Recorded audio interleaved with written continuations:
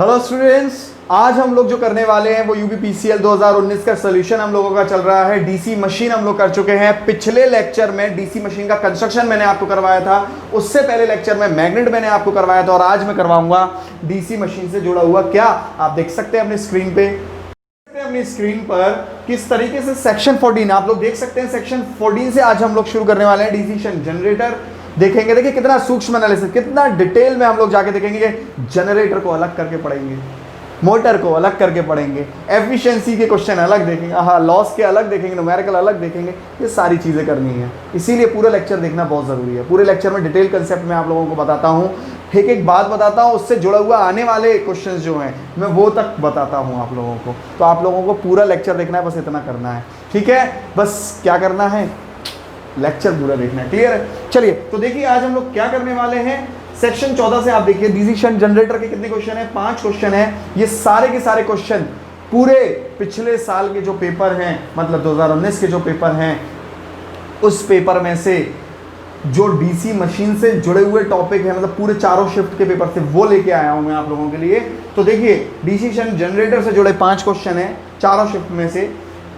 DC series generator के फिर से 2 क्वेश्चन हैं, उनसे जुड़े जनरेटर से जुड़े एफिशिएंसी लॉसेस न्यूमेरिकल को लेके फिर से कितने क्वेश्चन हैं, 6 क्वेश्चन हैं। फिर देखिए मोटर अलग आ जाती है, मोटर अलग आ जाती है, आप लोग स्क्रीन पर देख रहे हैं। सेक्शन 17 में देखिए डीसी शंट मोटर 13 क्वेश्चन है, 8 क्वेश्चन डीसी सीरीज मोटर से हैं और 9 क्वेश्चन फिर उनसे जुड़ी हुई एफिशिएंसी और स्पीड से जुड़े हुए हैं, 9 क्वेश्चन।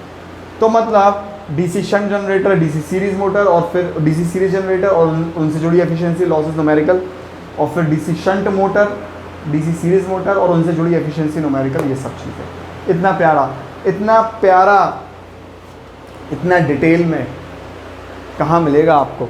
चलिए पूरी कोशिश रहती है हमारी कि हम आपको इतने डिटेल में दें। तो शुरू करते हैं ज़्यादा डिले ना करते हुए।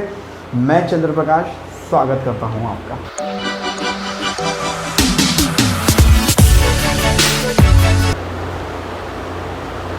सबसे पहला क्वेश्चन आप लोग पढ़ सकते हैं कि किसी भी डीसी जनरेटर में उच्चतम दक्षता, मैक्सिमम एफिशिएंसी कब होती है। देखिए याद रखिए, चाहे केस ट्रांसफार्मर का हो, चाहे केस डीसी जनरेटर का हो, जब मैक्सिमम एफिशिएंसी की बात आती है तो मैक्सिमम एफिशिएंसी कब होती है, जब वेरिएबल लॉसेस किसके बराबर हो जाए हैं, कॉपर लॉसेस, उस आयरन लॉस के बराबर हो जाए। याद रखिए वेरिएबल लॉसेस मतलब वो लॉसेस जिनका मान बदल रहा है। कॉपर लॉस, जैसे कॉपर लॉस क्या होता है अपने आप में, वेरिएबल लॉस होता है, जिनका मान लोड करंट पे डिपेंड करता है। किस पे डिपेंड करता है, लोड करंट पे डिपेंड करता है और इसका मान फिक्स है। इसका मान लोड लगाओगे तो भी ठीक, नहीं लगाओगे तो भी ठीक। अगर इसका आयरन लॉस किसी जनरेटर में या ट्रांसफार्मर में पी वॉट है, मान लीजिए पी वॉट का आयरन लॉस होता है, तो चाहे लोड लगाओ तो भी पी वॉट होगा, नहीं लगाओगे तो भी पी वॉट होगा। कांस्टेंट लॉस बोलते हैं उसे, याद रखिए। तो अभी आप लोगों को क्या समझ में आया कि मैक्सिमम एफिशिएंसी के लिए वेरिएबल लॉस आयरन लॉस के बराबर होना चाहिए, या वेरिएबल लॉस कांस्टेंट लॉस के बराबर होना चाहिए, या कॉपर लॉस आयरन लॉस के बराबर होना चाहिए। क्लियर है इतना पॉइंट। तो आपका जो आंसर बनता है इस क्वेश्चन के लिए, Bombay is the right answer. कितना, देखिए ये आपके साथ मैंने डीसी जनरेटर के साथ साथ ट्रांसफार्मर के लिए भी बता दिया, ये ट्रांसफार्मर के लिए भी कंडीशन वैलिड रहती है। चलिए आगे सेकंड नंबर क्वेश्चन आप लोग देख सकते हैं स्क्रीन पर।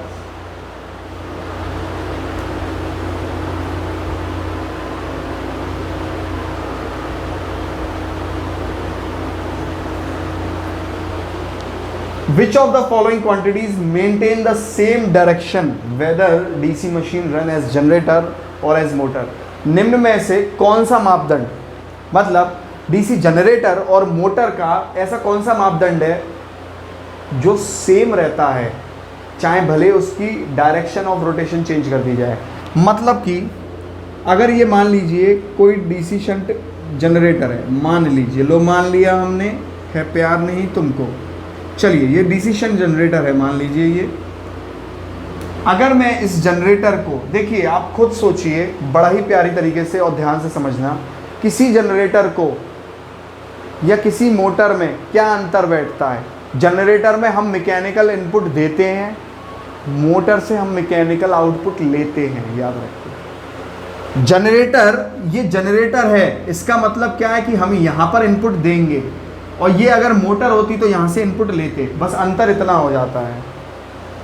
किसी जनरेटर को आप मोटर की तरह इस्तेमाल कर सकते हो उसका इनपुट बदल के, अगर आप उसे सप्लाई दे दोगे तो वो मोटर बन जाएगी। और जनरेटर से हम क्या करते हैं, इनपुट देते हैं, वो मैकेनिकल देते हैं। खैर, कोई भी डीसी जनरेटर या मोटर, मान लीजिए ये जनरेटर होता है या मोटर होता, वो पूछ रहा है कि किसकी दिशा, कौन से मापदंड की दिशा सेम रहती है। तो देखिए यहाँ पर जो पैदा होने वाला ईएमएफ होता है, जनरेटर के केस में ये ईएमएफ जनरेटेड ईएमएफ होता है, उत्पन्न होने वाला ईएमएफ होता है। और मोटर के केस में ये ईएमएफ बैक ईएमएफ होता है, जो यहाँ पर बैक ईएमएफ पैदा होता है। याद रखिए इन दोनों ही ईएमएफ की जो दिशा होती है वो प्लस और माइनस ही होती है, उसमें बदलाव नहीं होता। ऑप्शन देखिए, फील्ड करंट में बदलाव हो जाता है। जनरेटर में फील्ड करंट निकल रहा होगा, भाई खुद सोचो, कोई चीज़ पैदा हो रही है तो वो अंदर से बाहर आ रही होगी ना, तो यहाँ से पैदा होकर करंट बाहर जाता है। पर मोटर में यही करंट अंदर आ जाता है। अगर मैं बात करूँ मोटर की तो यही करंट अंदर आ जाता है। तो फील्ड करंट तो बिल्कुल ऐसा नहीं है मापदंड, ना सप्लाई करंट है, क्योंकि सप्लाई करंट भी निकलेगा जनरेटर में और मोटर में अंदर आएगा। आर्मेचर करंट का भी कोई मतलब नहीं है। तो मतलब सीधा सा किसका है, जो यहाँ पर उत्पन्न होने वाला ईएमएफ है। मोटर में उसी ईएमएफ को बैक ईएमएफ कहते हैं, जनरेटर में उसी ईएमएफ को जनरेटेड ईएमएफ कहते हैं। तो इसका मतलब सीधा आंसर क्या बना इस क्वेश्चन का, Delhi is the right answer. याद रखिए, Delhi is the right answer. Clear है इतना पॉइंट। चलते हैं आगे। अगला क्वेश्चन देखिए आप लोग, क्वेश्चन नंबर 3 आप देख सकते हैं अपनी स्क्रीन पर। क्वेश्चन नंबर 3 आप लोग स्क्रीन पर देख सकते हैं। The commutation process in DC generator basically involves, जो डीसी जनरेटर के अंदर कम्यूटेशन होता है वो क्या अपने अंदर रखता है, इन्वॉल्व मतलब क्या होता है उसके अंदर। देखते हैं, बड़ा ही प्यारा क्वेश्चन है। देखिए कम्यूटेशन क्या होता है, बात करते हैं। ये मान लीजिए कोई डीसी जनरेटर है, इस डीसी जनरेटर में नो डाउट ये पोल्स होंगे, ठीक है, ये पोल्स होंगे, ये डीसी जनरेटर के पोल्स होंगे। बात करेंगे इन्हीं डीसी जनरेटर की, ये रोटर होगा, बिल्कुल नो डाउट ये रोटर होगा। ये ब्रशेस होंगे यहाँ पर लगे हुए, और ये होता है एमएनए। क्या होता है, एमएनए। और यही होता है जीएनए, मैग्नेटिकली न्यूट्रल एक्सिस, और यही होता है ज्योमेट्रिकल न्यूट्रल एक्सिस। तो एमएनए क्या होता है, इस बात को ध्यान से सुनिएगा, आगे भी इससे जुड़े क्वेश्चंस हैं। एमएनए और जीएनए क्या है, magnetically neutral axis, magnetically neutral axis, और जीएनए क्या है, ज्योमेट्रिकली न्यूट्रल एक्सिस।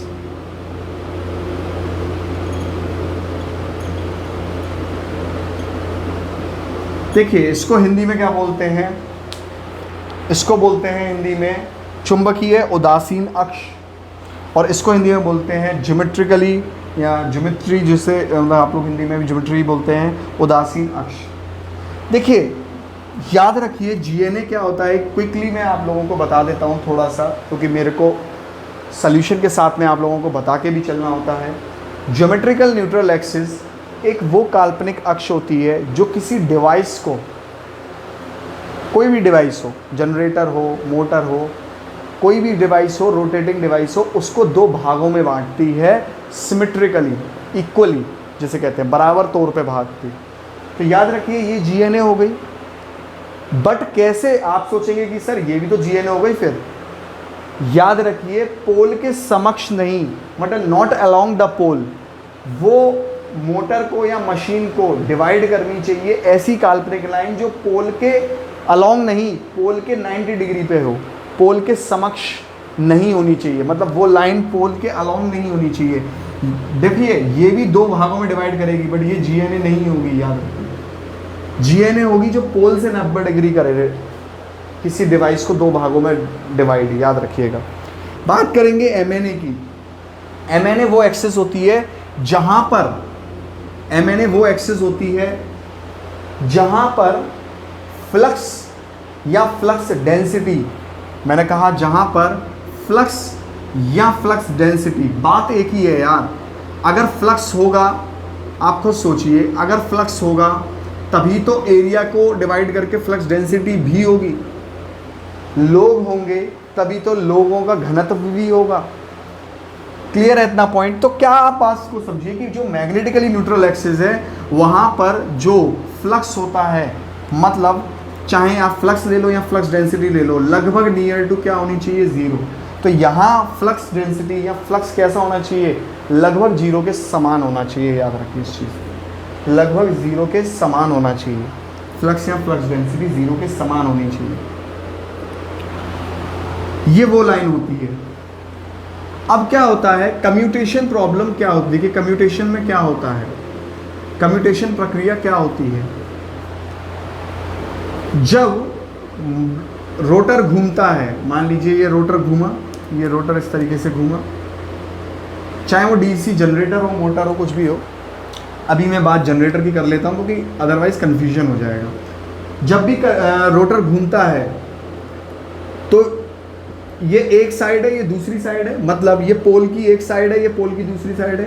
पोल की एक साइड से दूसरी साइड जब रोटर घूमता है तो यहाँ पर जो आर्मेचर के चालक होते हैं, यहाँ जो आर्मेचर के चालक होते हैं, यहाँ पर जो आर्मेचर के चालक होते हैं ना मेरे भाई, इन चालकों में जो करंट होता है उनमें बदलाव आ जाता है। देखिए कैसे, पहले चालक में करंट अंदर जा रहा हो रहा है, फिर वो ही चालक में करंट बाहर आता है। तो करंट का रिवर्सल होता है जब वन साइड से दूसरी साइड रोटर घूमता है, और इसी करंट का जो सक्सेसफुल रिवर्सल ऑफ करंट होता है, मतलब रोटर के घूमने पे एक पोल से दूसरी पोल पर आने पर जो करंट का बदलाव है वो अगर उचित हो जाए, सही हो जाए, सक्सेसफुल हो जाए, तो ब्रश पर स्पार्किंग नहीं होगी, ब्रश पर स्पार्किंग नहीं होगी। मैं फिर से रिपीट करता हूँ, कम्यूटेशन, सक्सेसफुल कम्यूटेशन क्या है, एक सफल कम्यूटेशन क्या है, सफल कम्यूटेशन है सक्सेसफुल रिवर्सल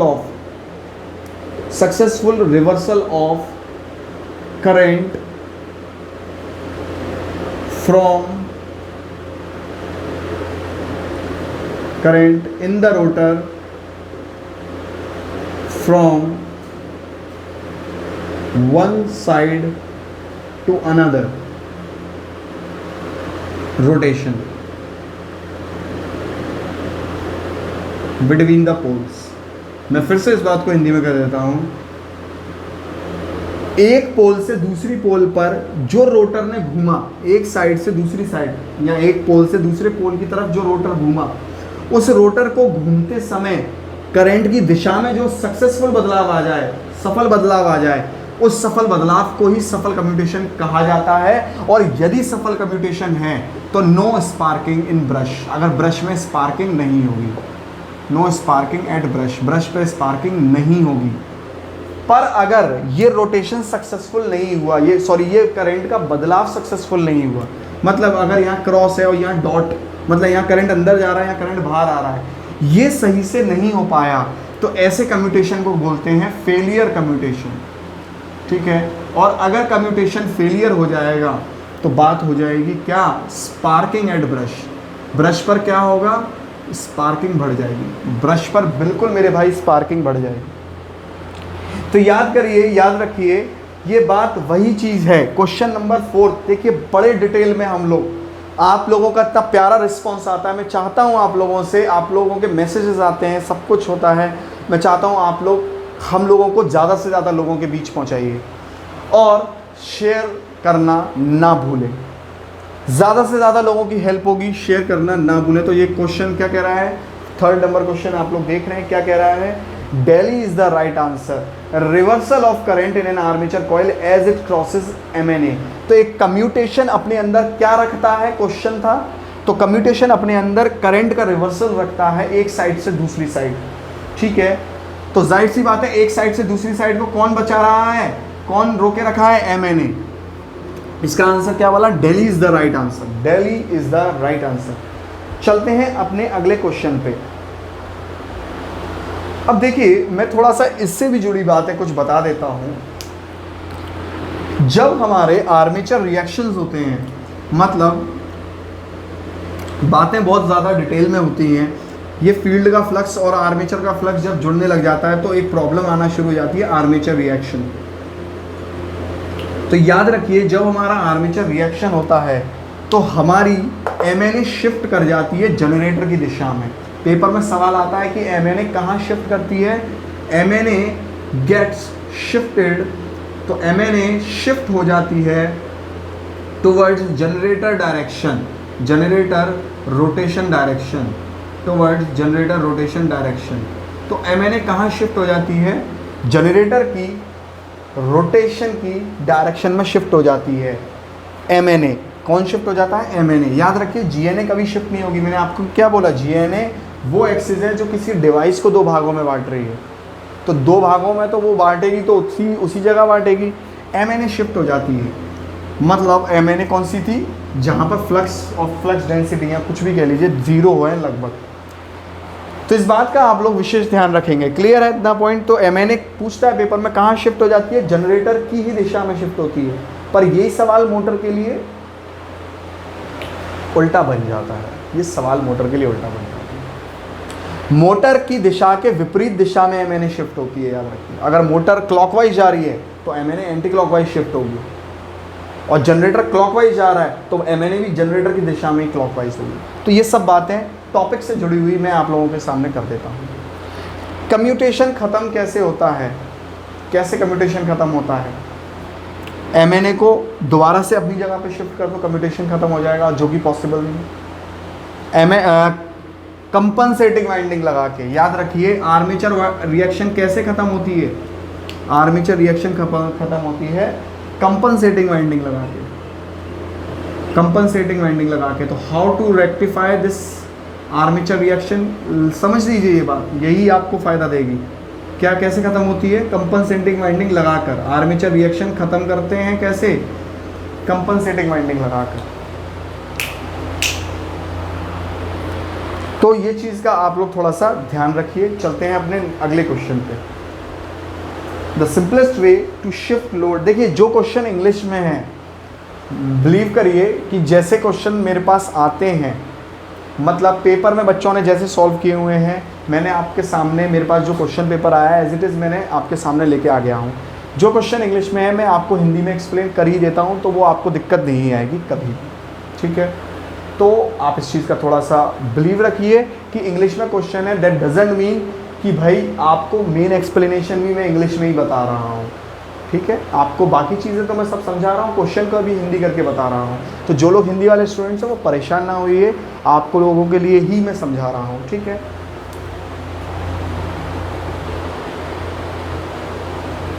तो देख सकते हैं स्टूडेंट्स, हम लोग अपने अगले क्वेश्चन पे चलेंगे, चौथे नंबर क्वेश्चन पे चलेंगे। और चौथा नंबर क्वेश्चन क्या कहता है, उससे पहले मैं इसको मिटा देता हूँ, ठीक है। The simplest way to shift load from one DC generator running in parallel with another is to क्या, जब दो या दो से अधिक DC शंट जनरेटर पैरेलल में ऑपरेशन कर रहे हो, पैरेलल मान लीजिए ये एक जनरेटर है, ये एक जनरेटर है, पैरेलल में ऑपरेशन कर रहे हैं, तो एक जनरेटर से दूसरे जनरेटर पर लोड को शिफ्ट करने का क्या बेहतरीन तरीका है, ये पूछ रहा है सवाल के अंदर, याद रखिए। और हम लोग इसका समझेंगे डिटेल एक्सप्लेनेशन। देखिए जब भी हम लोग सबसे पहली चीज़ तो पैरेलल ऑपरेशन के लिए प्रेफर करते हैं कि डीसी शंट जनरेटर ही क्या करें, यूज़ करें, क्योंकि डीसी शंट जनरेटर में क्या होती है, कांस्टेंट वोल्टेज होती है, कांस्टेंट वोल्टेजेस होती हैं डीसी शंट जनरेटर में, मतलब इनके वोल्टेजेस डगमगाते नहीं हैं। और जब डगमगाया, जो चीज़ डगमगाती नहीं है उसी को हम कनेक्ट करते हैं एक दूसरे में, मतलब साथ में रहने के लिए दो लोगों का तभी पॉसिबल हो पाएगा ना जब एक डगमगाता ना हो। भाई डगमगा जाएगा तो क्या होगा, रिश्ता टूट जाएगा। सेम ऐसे डीसी जनरेटर के लिए हम लोग पैरेलल ऑपरेशन करते हैं तो क्या होता है, क्योंकि हम पैरेलल ऑपरेशन करते ही इसीलिए हैं क्योंकि ये कांस्टेंट वोल्टेजेस रखते हैं डीसी जनरेटर। बट सीरीज़ के लिए मैं बात बता दूं, सीरीज़ के लिए हमें इश्यूज़ आते हैं पैरेलल ऑपरेशन करने के लिए। उसका समाधान हम लोग क्या करते हैं, इक्वलाइज़र कनेक्शंस करके, इक्वलाइज़र रिंग का यूज़ करके। तो याद रखिए पेपर में ये चीज़ पूछ लेते हैं कि इक्वलाइज़र रिंग कहाँ यूज़ होती है। इक्वलाइज़र रिंग याद रखिए डीसी सीरीज़ जनरेटर में यूज़ होती है। क्यों? क्योंकि डीसी सीरीज जनरेटर के वोल्टेज कांस्टेंट नहीं होते हैं, तो हमें वोल्टेज कांस्टेंट बनाने के लिए इक्वलाइजर रिंग का यूज़ करना पड़ता है डीसी सीरीज जनरेटर में। आप इस बात को ध्यान से समझिए। देखिए मेरा बहुत फोकस रहता है आप लोगों की लेक्चर ध्यान से सुने और समझें, ठीक है। चलिए तो चलते हैं हम इस बात को लेके आगे कि DC shunt generator parallelly operate तो करते हैं, पर सवाल पेपर में पूछ रहा है कि क्या बेहतरीन तरीका है एक डीसी जनरेटर से दूसरे डीसी जनरेटर पर लोड ट्रांसफ़र करने का। अब इस बात का ध्यान से देखिए, डेली आप ऑप्शन एक बार समझिए, using equaliser connection. Equaliser connection तो यहाँ यूज़ करते ही नहीं है, डीसी शंट में करते ही नहीं है। मैंने अभी आपको बताया डीसी सीरीज में करते हैं, इसीलिए मैं कहता हूँ लेक्चर ध्यान से सुनिए पूरा। इसका मतलब एक है कि डी ऑप्शन तो होने ही नहीं वाला। आप ऑप्शन डी को तो कैंसिल सीधा कर सकते हैं। अब आप ध्यान से समझना कि जब हम फील्ड कनेक्शन को चेंज करेंगे, फील्ड कनेक्शन में कुछ भी बदलाव लाएंगे, ध्यान से समझिए, इसका मतलब फ्लक्स में बदलाव आएगा। और जो जनरेटेड ईएमएफ होता है, जो पैदा होने वाला ईएमएफ होता है, वो होता है पंडित जवाहरलाल नेहरू उड़ गए 60 आदमी लेके। आप लोगों को मैंने बताया ना, देखो किस तरीके से बताया, पंडित जवाहरलाल नेहरू उड़ गए 60 आदमी लेके। इसका मतलब क्या है कि जो पैदा होने वाला ईएमएफ है वो कहीं ना कहीं किस पर डिपेंड कर रहा है। अगर मैं इसे जनरेटेड ईएमएफ की बात करूं, वो डिपेंड कर रहा है एन पर, वो डिपेंड कर रहा है फाई पर, यस वो इन दोनों पर डिपेंड कर रहा है, स्पीड पर भी, फ्लक्स पे भी। अब आप पढ़िए ध्यान से समझिए, ए ऑप्शन अपने आप में रेक्टिफाइड हो गया। मतलब कहने का, अगर मुझे यहाँ से यहाँ लोड शिफ्ट करना है, मुझे यहाँ से यहाँ लोड शिफ्ट करना है, तो कहीं ना कहीं मुझे जनरेटेड ईएमएफ, मतलब कहीं ना कहीं मुझे जो उत्पन्न ईएमएफ है उसमें भी बदलाव लाना पड़ेगा, तभी तो ये इसे झेल पाएगा। मतलब अगर मैं यहाँ से यहाँ लोड शिफ्ट कर रहा हूँ, कोई भी जनरेटर से कर रहा हूँ, 1 से 2 या 2 से 1 कर रहा हूँ, तो कहीं ना कहीं लोड शिफ्ट कर रहा हूँ। मतलब अगर हम किसी पे वजन उतार के किसी पे डाल रहे हैं, तो वो इतना सक्षम होना चाहिए ना कि वो वजन ले पाए। मतलब वो सक्षम तभी तो होगा कोई जनरेटर वजन लेने के लिए, जब उसमें ईएमएफ पैदा पर्याप्त मात्रा में या उचित, या it will be enough EMF it is generating, EMF वो बिल्कुल पर्याप्त मात्रा में जनरेट कर रहा हो। अब वो ईएमएफ पर्याप्त मात्रा में जनरेट कर रहा है, इसका मतलब उसके ईएमएफ के पैरामीटर देखिए, स्पीड है कि फ्लक्स। स्पीड पर भी डिपेंड कर सकता है, फ्लक्स पे भी डिपेंड कर सकता है। ऑप्शन देखिए, ए क्या ऑप्शन कभी भी बनेगा, inserting resistance in armature circuit. Armature circuit में रेजिस्टेंस लगा के कोई मतलब नहीं है। अब देखिए, adjust speed of their armature circuit, speed को एडजस्ट करना, याद रखिए स्पीड को एडजस्ट करना आसान नहीं है, फील्ड वाइंडिंग को एडजस्ट करना आसान है जब पैरेलली जनरेटर कनेक्टेड है। तो हम लोग क्या प्रेफर करते हैं, फ्लक्स का जो है चेंज करना प्रेफर करते हैं पैरेलल कनेक्शन में। मैं फाइनली कंक्लूड कर दूं, याद रखिए, नोट करके इसे कंक्लूजन लिख लीजिए कि जब भी हमें एक जनरेटर से दूसरे जनरेटर पे लोड का ट्रांसफ़र करना पड़ता है, तो हम फ्लक्स में बदलाव करके उसके ईएमएफ में बदलाव कर लेते हैं, और ईएमएफ में बदलाव करके एक दूसरे पर लोड शेयर करवा सकते हैं। तो आप देख सकते हैं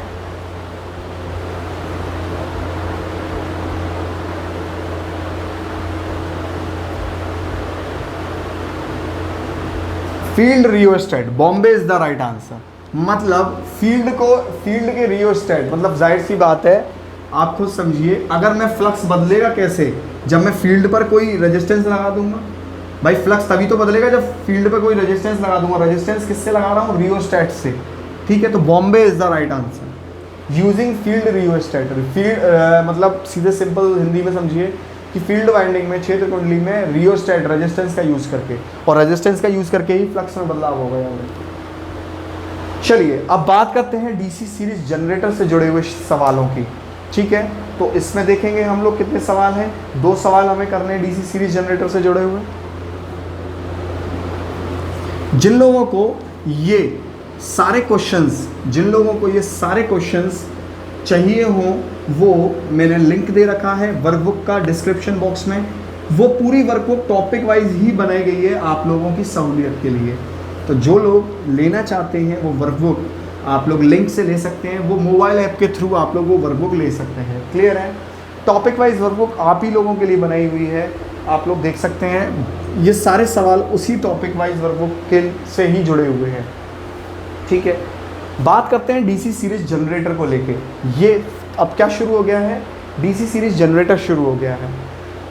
पहला क्वेश्चन देखिए डीसी सीरीज जनरेटर के एप्लीकेशन समझिए क्या है। डीसी सीरीज जनरेटर को कहाँ इस्तेमाल करते हैं, याद रखिए एज अ बूस्टर इस्तेमाल होता है, एज अ बूस्टर इस्तेमाल होता है, एज अ बूस्टर जनरेटर इस्तेमाल होता है DC series generator. As a booster generator इस्तेमाल होता है डीसी सीरीज जनरेटर। कैसे यूज होता है, as a booster generator use होता है। कहाँ, HVDC लाइंस में, हाई वोल्टेज डीसी लाइंस के अंदर। तो आपका आंसर सीधा सीधा क्या हुआ, किसी इलेक्ट्रिक बूस्टर के लिए किस प्रकार के जनरेटर का यूज होता है। तो इलेक्ट्रिक बूस्टर के लिए किस प्रकार के जनरेटर का, इलेक्ट्रिक डीसी सीरीज जनरेटर का यूज होता है, याद रखिए, ठीक है। तो A is the right answer. अगर मैं पहले नंबर क्वेश्चन की बात करूं तो A is the right answer. Second number question की अगर हम लोग बात करें तो देखिए सेकंड नंबर क्वेश्चन आप लोगों के सामने है। निम्नलिखित में किस जनरेटर की टर्मिनल वोल्टेज शून्य होती है जब ये बिना किसी लोड के चल रहा होता है, जब ये बिना किसी लोड के चल रहा होता है। बहुत प्यारा क्वेश्चन है, बहुत बहुत अच्छा क्वेश्चन है। ध्यान से इस बात का समझिए कि डीसी सीरीज जनरेटर में क्या कंडीशंस होती हैं, स्टार्टिंग कंडीशंस क्या होनी चाहिए, स्टार्टिंग कंडीशंस क्या होनी चाहिए। स्टार्टिंग कंडीशंस के लिए याद रखिए किसी भी डीसी सीरीज जनरेटर के लिए ऑन लोड शुरू होता है। याद रखिए क्या होता है, ऑन लोड शुरू होता है। DC series generator without load हम शुरू ही नहीं कर सकते, क्योंकि डीसी सीरीज जनरेटर, अगर आप देखिए सर्किट देखें इस चीज़ का, डीसी सीरीज जनरेटर का, मैंने आप लोगों को कंस्ट्रक्शन वाले क्वेश्चंस में भी थोड़ा सा बताया था कि फील्ड वाइंडिंग रेजिस्टेंस है, ये आर्मेचर रेजिस्टेंस है, ये जनरेटर है। तो मैंने आप लोगों को क्या बताया था, ये जो फील्ड वाइंडिंग रेजिस्टेंस है, फील्ड वाइंडिंग रेजिस्टेंस है, ये सबसे पहली चीज़ तो कैसे बनता है, लेस टर्न होंगे, मतलब टर्नों की संख्या कम होगी। मैंने सब बहुत डिटेल में कंस्ट्रक्शन वाले में भी बताया था। और मोटे तार होंगे, मोर क्रॉस सेक्शन, मतलब तार कैसे होंगे, मोटे तार होंगे और लेस टर्न होंगे। दो ही टर्न हम लोग मोटा, मतलब ज़्यादातर हम लोग दो ही टर्न यूज़ करते हैं, और बड़े ही मोर क्रॉस सेक्शन एरिया। तो एरिया कैसा होगा, क्रॉस सेक्शन एरिया ज़्यादा होगा, मोटे तार होंगे कुल मिला के, ठीक है। अब आप देखिए क्योंकि ये डीसी जनरेटर है, यहाँ सप्लाई पर, लोड पर जो करंट भी जाएगा, जो लोड पर करंट जाएगा, याद रखिए वो जाएगा, ये आर्मेचर करंट यहाँ से होके जाएगा, फिर ये फील्ड करंट भी बन जाएगा, ठीक है। समझना इस चीज़ को, मैं इसको अच्छे से नए पेन से इस्तेमाल कर देता हूँ। आर्मेचर करंट दे रहा, यही करंट फील्ड करंट बनेगा और यही करंट लोड करंट बनेगा। इसका मतलब ये सवाल आगे आएगा, इसीलिए मैं आप लोगों को बता रहा हूँ आर्मेचर करंट फील्ड करंट के भी बराबर है और लोड करंट के भी बराबर होता है डीसी सीरीज जनरेटर में। तो जब तक हम यहाँ लोड नहीं लगाएंगे तो ये सर्किट क्लोज नहीं होगा, और सर्किट क्लोज नहीं होगा तो फील्ड करंट रहेगा कहाँ से। तो फील्ड करंट होने के लिए जाहिर सी बात है, फील्ड करंट नहीं होगा तो ईएमएफ पैदा नहीं होगा, क्योंकि ये जो फ्लक्स फील्ड करंट पैदा करेगा वही तो जाके आर्मेचर काटता है। देखिए जिन लोगों को पूरी डिटेलिंग में फंक्शनिंग मालूम होगी वो मेरी एक एक बात को कनेक्ट कर पा रहे होंगे। यहाँ से पैदा होने वाला फ्लक्स जब इसे काटेगा तभी तो इसके अंदर ईएमएफ पैदा होगा। तो याद रखिए स्टार्टिंग कंडीशन कैसी है, स्टार्टिंग कंडीशन ऑन लोड होना चाहिए, DC series generator on load होना चाहिए। पर यही बात अगर मैं डीसी शंट जनरेटर के लिए बोल दूँ, ये स्टार्टिंग कंडीशन पेपर में पूछता है, तो DC shunt generator off load शुरू होना चाहिए, ऑफ लोड या कह लो नो लोड, नो लोड शुरू होता है। डीसी शंट जनरेटर कभी भी लोड के साथ में शुरू नहीं होता है, बल्कि डीसी सीरीज जनरेटर लोड के साथ में शुरू होता है। ये कंडीशंस कुछ होती हैं, ये भी सवाल आगे पूछेंगे, और भी कई कंडीशंस होती हैं लोड मतलब चालू करने के लिए। तो ये क्या हम लोग पढ़ रहे हैं, स्टार्टिंग कंडीशन हम लोग पढ़ रहे हैं ताकि आप लोग आगे सवाल कर पाएँ। एक कंडीशन। दूसरी कंडीशन क्या होती है, सीरीज में कि जो जनरेटर की स्पीड होगी, जाहिर सी बात है आप जनरेटर में स्पीड तुम ही तो घुमा के आओगे जनरेटर को, कोई और तो घुमा के नहीं आएगा। जनरेटर में जो स्पीड होती है वो स्पीड हमेशा ज़्यादा होनी चाहिए। जनरेटर की जो स्पीड होती है, या कह लो रोटर की जो स्पीड आप घुमा के आओगे, भाई जनरेटर को तो आप ही चालू करके आओगे, वो हमेशा ज़्यादा होनी चाहिए क्रांतिक स्पीड के या क्रिटिकल स्पीड के। क्या होनी चाहिए? क्रिटिकल स्पीड के ज़्यादा होना चाहिए, क्रांतिक स्पीड के ज़्यादा होनी चाहिए। सेम कंडीशन यहाँ पर है, अलग नहीं है। सेम जो है वो यहाँ पर है, अलग नहीं है। जो क्रिटिकल रेजिस्टेंस होता है, सॉरी फील्ड वाइंडिंग रेजिस्टेंस जो होता है, जो ये फील्ड वाइंडिंग रेजिस्टेंस है, याद रखिए शंट जनरेटर की मैं बात बता देता हूँ। फील्ड वाइंडिंग रेजिस्टेंस जो है वो हमेशा कम बैठना चाहिए किसके? क्रिटिकल रेजिस्टेंस के। वो हमेशा कम बैठना चाहिए क्रिटिकल रेजिस्टेंस के। इतना पॉइंट क्लियर है। यहां क्या होता है, पहले आप इसे उतार लीजिए फिर इकट्ठा समझाता हूं। तो आप लोग देख सकते हैं मैंने ये सारी कंडीशंस आपको लिखवा दी। सीरीज़ के लिए लिख लीजिए आप लोग कंडीशंस। सीरीज़ के लिए क्या है? जो आर्मेचर रेजिस्टेंस है, फील्ड रेजिस्टेंस है, और लोड का अपना जो रेजिस्टेंस होगा। आर्मेचर रेजिस्टेंस है, फील्ड रेजिस्टेंस है, और लोड का जो रेजिस्टेंस होगा, ये सब पूरा मिला के कम होना चाहिए क्रिटिकल रेजिस्टेंस से। जबकि यहाँ पर खाली फील्ड वाइंडिंग का रेजिस्टेंस कम होना चाहिए क्रिटिकल रेजिस्टेंस से। याद रखिए पूछते हैं पेपर में कि क्रिटिकल रेजिस्टेंस को किसके तात्पर्य में दिया गया है? फील्ड रेजिस्टेंस के तात्पर्य में दिया गया है। क्लियर है इतना पॉइंट?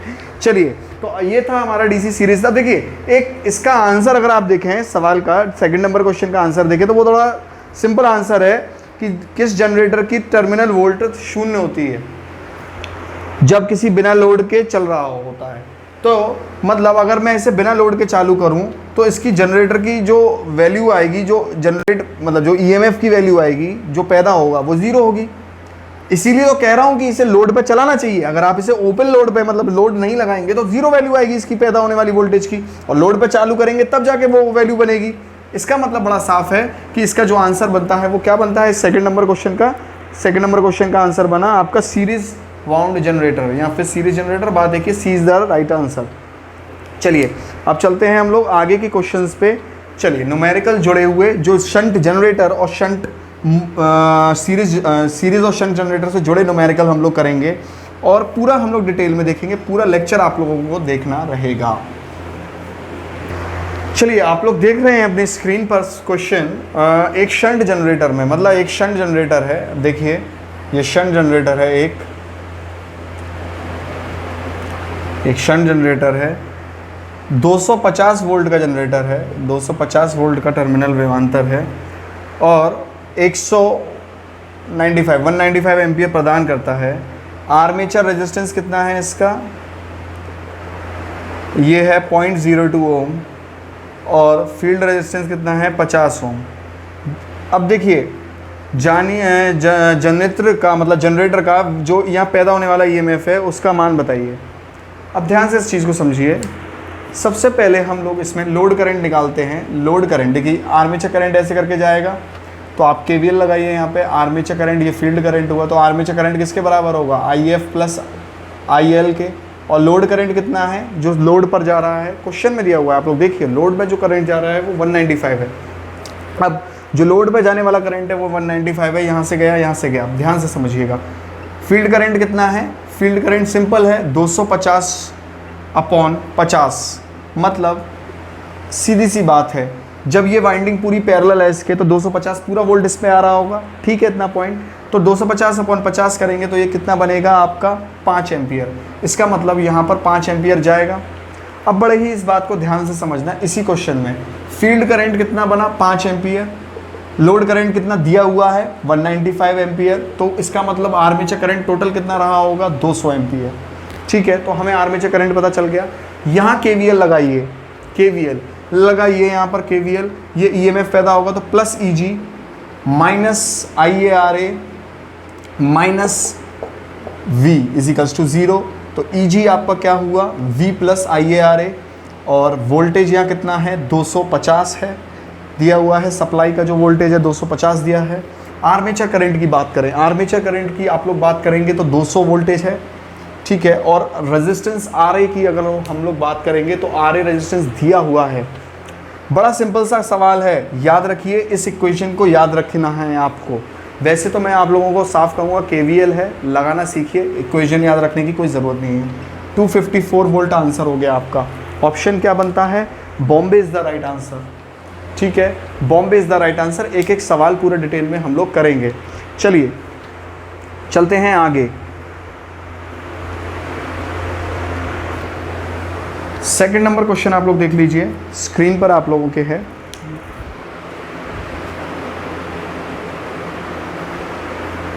तो देखिए सेकंड नंबर क्वेश्चन जो आप लोग देखेंगे, डिस्ट धारा शंट जनरेटर का मुख्य दोष क्या है। अब देखिए शंट जनरेटर में वो पूछ रहा है मेन प्रॉब्लम क्या आकर करती है। तो देखिए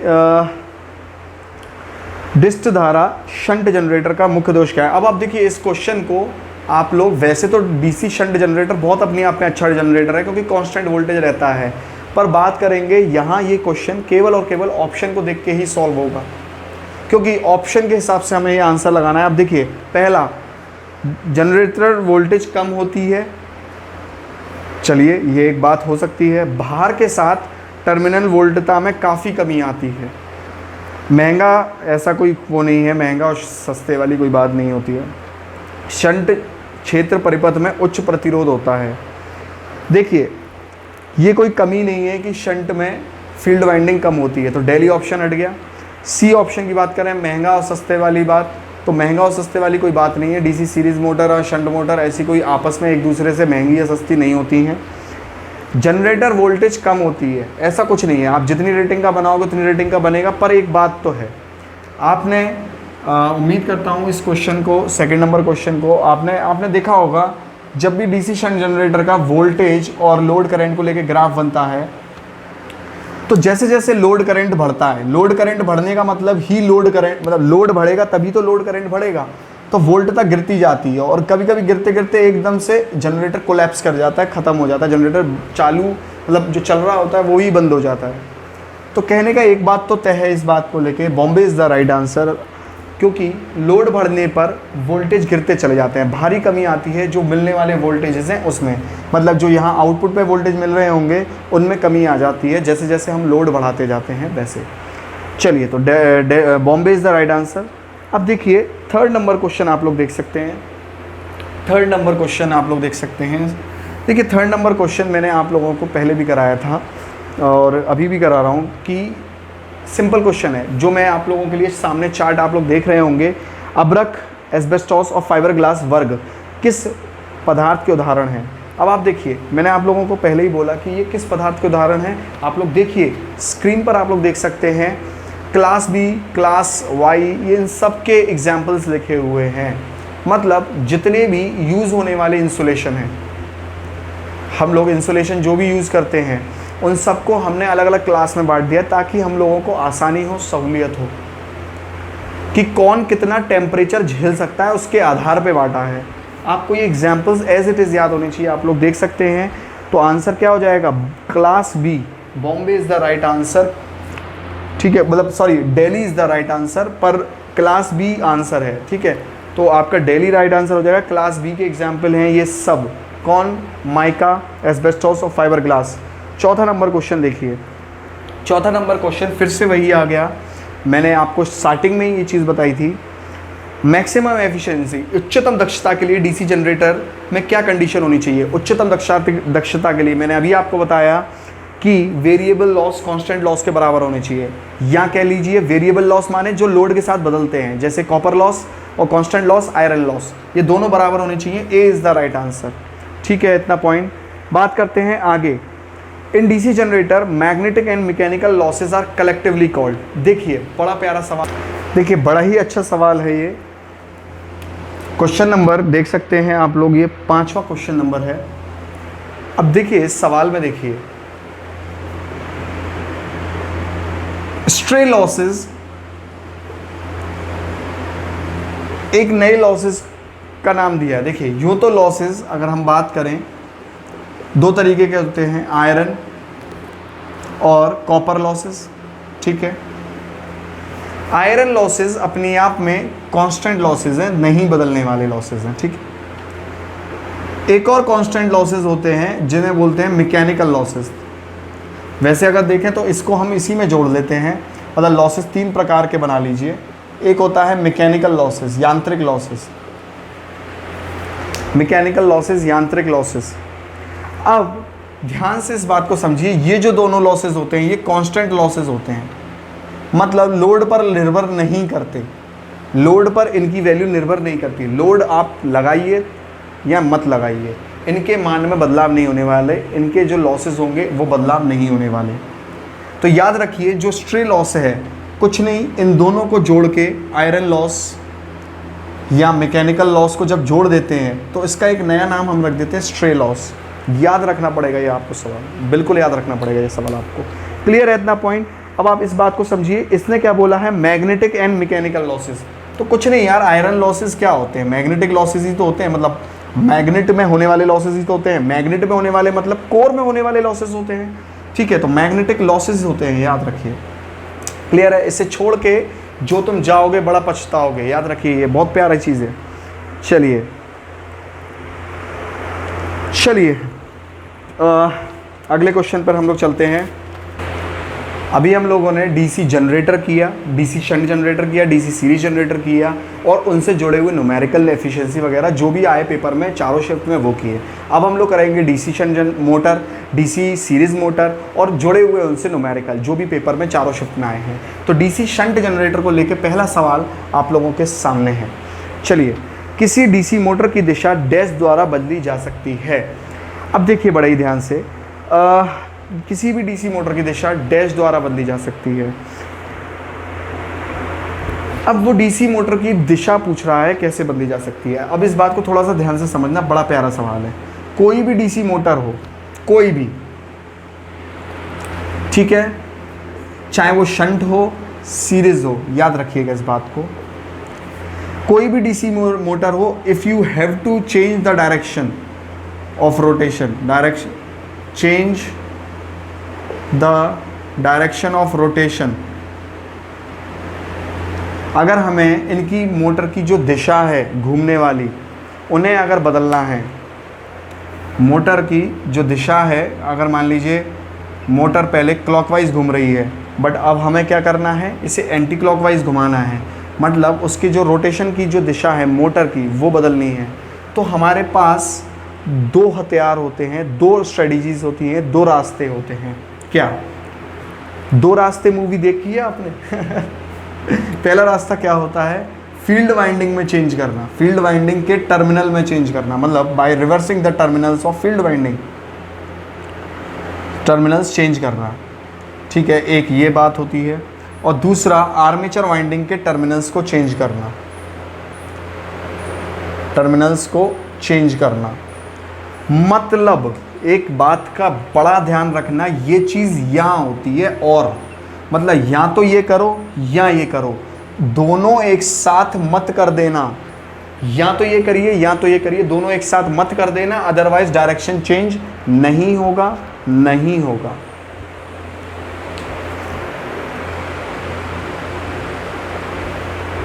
या तो ये, यहाँ ये, ठीक है, क्लियर है इतनी बात। चलिए, तो आपका ऑप्शन क्या बना देखिए, पहला ऑप्शन प्रत्यावर्ती फील्ड या आर्मेचर में किसी एक से जुड़े संयोजन।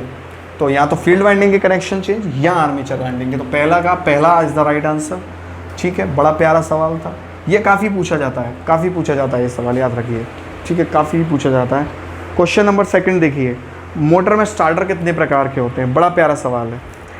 देखिए, मोटर के स्टार्टर, अगर डीसी मोटर के स्टार्टर की मैं बात करूं तो 3 प्रकार के स्टार्टर होते हैं। 3 types of starters are there. 2 point starter,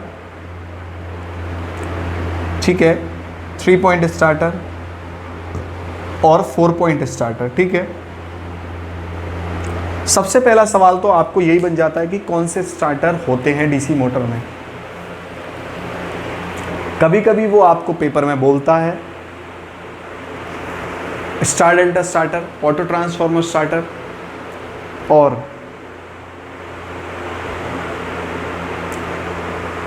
DOL starter, ये कौन से स्टार्टर होते हैं? ये 3 फेज इंडक्शन मोटर के स्टार्टर होते हैं, याद रखिए। ये जो स्टार्टर होते हैं ये DC मोटर के होते हैं और वो 3 फेज इंडक्शन मोटर के होते हैं। अब इसके साथ दूसरा पूछे जाने वाला सवाल है कि 2 पॉइंट स्टार्टर कहाँ यूज़ होता है? DC सीरीज जनरेटर में, याद रखिए, DC सीरीज जनरेटर में यूज़ होता है। और 3 से 4 पॉइंट स्टार्टर कहाँ यूज़ होता है? ये स्टार्टर यूज़ होता है आपका DC शंट मोटर में प्लस कंपाउंड मोटर में भी यूज़ होता है। सॉरी, DC मोटर में और कंपाउंड मोटर में, ठीक है, क्लियर है इतना पॉइंट? तो आप लोगों के लिए ये कितने प्रकार के स्टार्टर हो गए? 1 2 3, 3 प्रकार के स्टार्टर हो गए। इसका मतलब इस क्वेश्चन का आंसर बनता है C, 3 प्रकार, 3 प्रकार C। इतना पॉइंट क्लियर है? 3 नंबर क्वेश्चन देखिए, 3rd नंबर क्वेश्चन देखिए, इसी से जुड़ा, DC मोटर से जुड़ा। DC मोटर स्टार्टर का प्रयोग डैश के लिए किया जाता है। देखिए इसी क्वेश्चन को से जुड़ा सवाल है, बड़ा ही प्यारा है। अभी हम लोगों ने DC मोटर की इक्वेशन देखी, मतलब ये सवाल पूछ रहा है कि DC मोटर का स्टार्टर जो हम यूज़ करते हैं वो क्यों करते हैं, DC मोटर स्टार्टर क्यों यूज़ करते हैं, वो ये पूछ रहा है। मैंने आपको DC मोटर की इक्वेशन अभी बताई, क्या होती है? EB equals to back EMF equals to V minus IARA, यही वो बताया। याद रखिएगा, जनरेटर और मोटर में कंफ्यूज मत होइएगा। जनरेटर में प्लस होता है, मोटर की बात कर रहा हूँ माइनस होता है। तो यहाँ पर IA की वैल्यू क्या हो गई? V minus EB upon RA। इतना पॉइंट क्लियर है? चलिए अब अगर मैं बात करूँ इसकी V minus EB by RA की, तो ये जो EB है, ये जो EB है, ये जो EB है एट स्टार्टिंग, शुरुआत के दौरान ये EB लगभग 0 होता है। और जब ये 0 होता है तो स्टार्टिंग करंट क्या होगा? अब देखो ये 0 हो गया तो वोल्टेज तो हाई है, बट आर्मेचर रेजिस्टेंस कम होता है, लो होता है। अगर ये लो है तो ये बहुत ज़्यादा कैसा हो जाएगा? हाई हो जाएगा। आर्मेचर करंट कैसा हो जाएगा? बहुत हाई हो जाएगा। और जब आर्मेचर करंट हाई हो जाएगा तो वाइंडिंग जल जाएगी, मोटर जल जाएगी।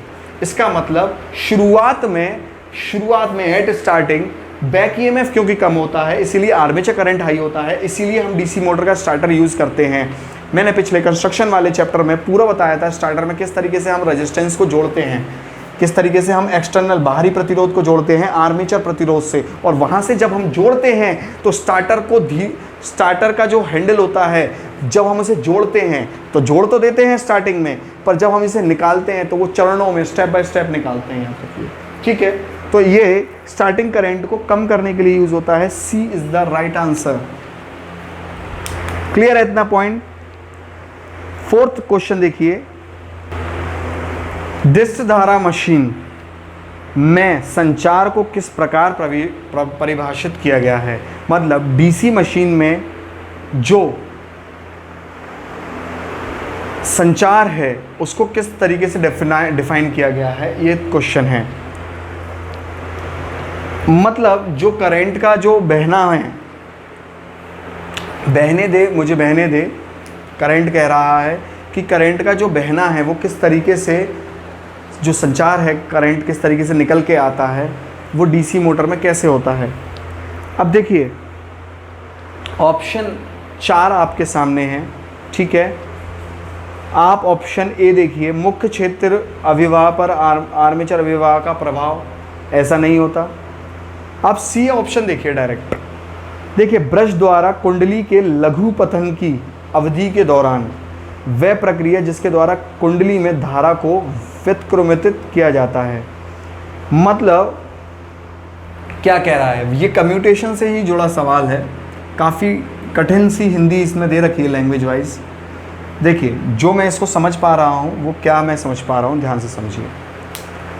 वो यही बोल रहा है कि जो आपके ब्रश होते हैं, जो आपके ये ब्रश हैं, मतलब किस तरीके से करंट का बहाव होता है। करंट जब यहाँ से यहाँ जाता है तो ब्रश से पलट के जाता है, ब्रश से चेंज होके जाता है।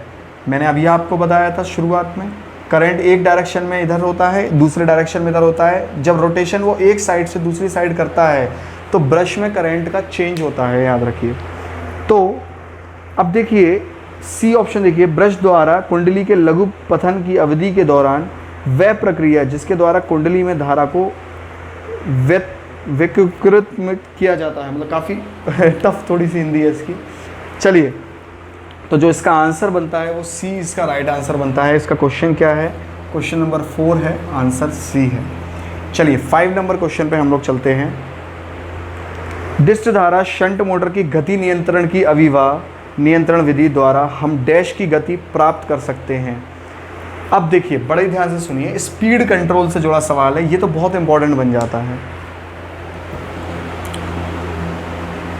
देखिए इस बात का थोड़ा सा ध्यान से समझना कि speed control of DC motor, DC motor की जब हम स्पीड कंट्रोल करते हैं, देखो जाहिर सी बात है जो मोटर होता है, मोटर क्या काम करती है? घूमती है। तो मोटर में हम बहुत ज़्यादा इंटरेस्टेड रहते हैं कि उसकी स्पीड कम करें कि ज़्यादा करें कि ज़्यादा करें कि कम करें कि क्या करें। तो 3 मेथड होते हैं डीसी शंट के लिए, याद रखिए। डीसी शंट मोटर के लिए 3 मेथड होते हैं जो यूज़ होते हैं। एक फील्ड फ्लक्स कंट्रोल मेथड, जिसमें क्षेत्र कुंडली का फ्लक्स कंट्रोल करते हैं। Armature resistance control method, armature resistance control method, जिसमें हम आर्मेचर रेजिस्टेंस द्वारा कंट्रोल करते हैं, याद रखिए, या फील्ड फ्लक्स द्वारा या आर्मेचर कंट्रोल द्वारा। और तीसरा जो मेथड है सप्लाई वोल्टेज कंट्रोल मेथड, या सप्लाई वोल्टेज से कंट्रोल हम लोग करते हैं, याद रखिए। सबसे ज़्यादा पूछे जाने वाला सवाल स्पीड कंट्रोल पे बनते हैं आपके। एक तो ये मेथड के नाम आप लोगों को बता दिया मैंने, मेथड के नाम बता दिए, अब आप लोग इस चीज़ को समझिए। फील्ड फ्लक्स को जब कंट्रोल किया जाता है तो हम याद रखिए जो भी मोटर की रेटेड स्पीड है, मान लीजिए आपने कोई मोटर खरीदी, उसने कंपनी ने बोला कि भाई 1500 आरपीएम पे चलती है, तो रेटेड स्पीड से अगर ज़्यादा हमको स्पीड करनी है, क्लियर है इतना पॉइंट। अब आप इस बात को बड़े भले भांति जानते हैं कि बैक ईएमएफ डायरेक्टली प्रोपोर्शनल होता है एन फाई के, तो स्पीड किसके प्रोपोर्शनल हो गई? ईबी बाय फाई के। क्लियर है इतना पॉइंट। तो हमने क्या करते हैं कि जब हम फ्लक्स को कम करते हैं तो स्पीड बढ़ जाती है। इस मेथड में, फील्ड फ्लक्स कंट्रोल मेथड में, रेटेड स्पीड से ऊपर ही स्पीड को लेके जाते हैं। अब रेटेड स्पीड याद रखना, इसमें रेटेड स्पीड से कम नहीं लेके जा सकते। आर्मेचर रेजिस्टेंस कंट्रोल मेथड में क्या होता है? Below rated speed.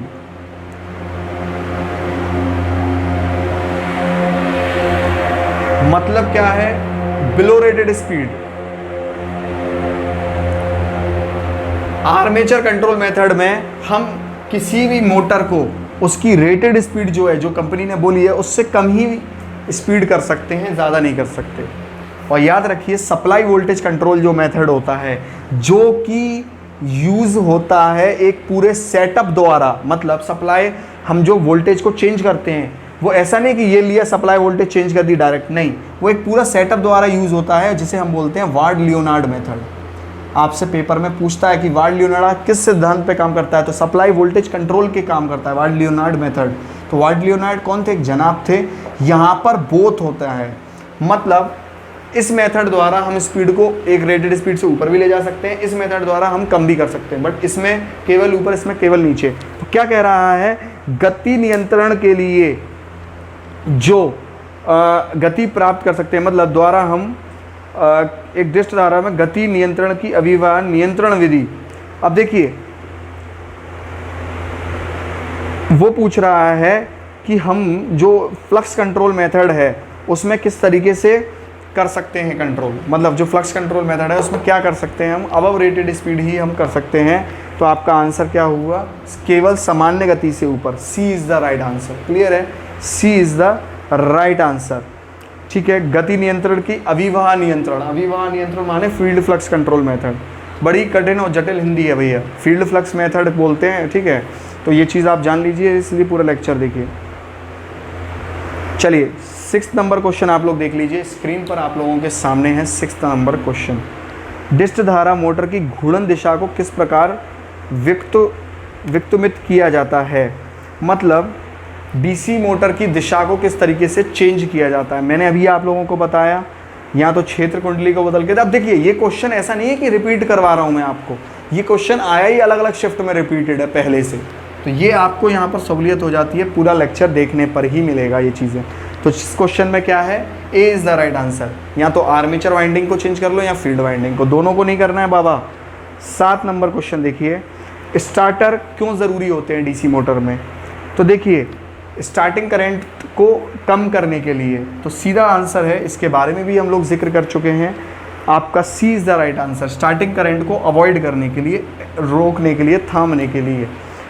8 number question आप लोग देख लीजिए, डिक्रीजिंग फ्लक्स पर पोल, अगर फ्लक्स पर पोल डीसी मोटर में डिक्रीज किया गया तो क्या होगा। अरे यार यही देखिए, यही तो डीसी फ्लक्स पर पोल है भाई, पंडित जवाहरलाल नेहरू उड़ गए 60 आदमी लेके, ये यहीं से तो आता है। और ये क्या फ्लक्स है, फ्लक्स पर पोल है। तो देखिए अगर फ्लक्स पर पोल को कम किया तो मोटर की स्पीड क्या होगी, बढ़ेगी। Bombay is the right answer, 8th का Bombay is the right answer. चलिए अगले क्वेश्चन पे चलते हैं हम लोग। देखिए बड़ा प्यारा क्वेश्चन है, आप लोग देखिए, मैं इसको मिटा देता हूँ, फिर हम लोग इस क्वेश्चन को करते हैं, ठीक है। चलिए स्टूडेंट्स 9th नंबर क्वेश्चन हम लोग करते हैं। आप लोग स्क्रीन पर देखिए, 4 पोल दिए हुए हैं, ठीक है, शंट जनरेटर दिया हुआ है। देखिए आसानी रहती है अगर आप पहले से फिगर बना लें तो, ठीक है। ये शंट जनरेटर दिया है, वोल्टेज 500 दिए हैं, इसके आर्मेचर पर 72 तरंग संयोजित कंडक्टर लगे, मतलब कंडक्टर कितने हैं, 720। तरंग माने वेव वाइंडिंग है, 2 पैरेलल पाथ हैं, ठीक है। एक एक चीज़ को डिकोड करते चलो। पूर्ण भार पर आर्मेचर धारा 60 एम्पियर है, 60 एम्पियर की धारा है। प्रति पोल 0.03 सॉरी ये मतलब फ्लक्स पर पोल जो दिया है वो 0.03 दिया है वेबर।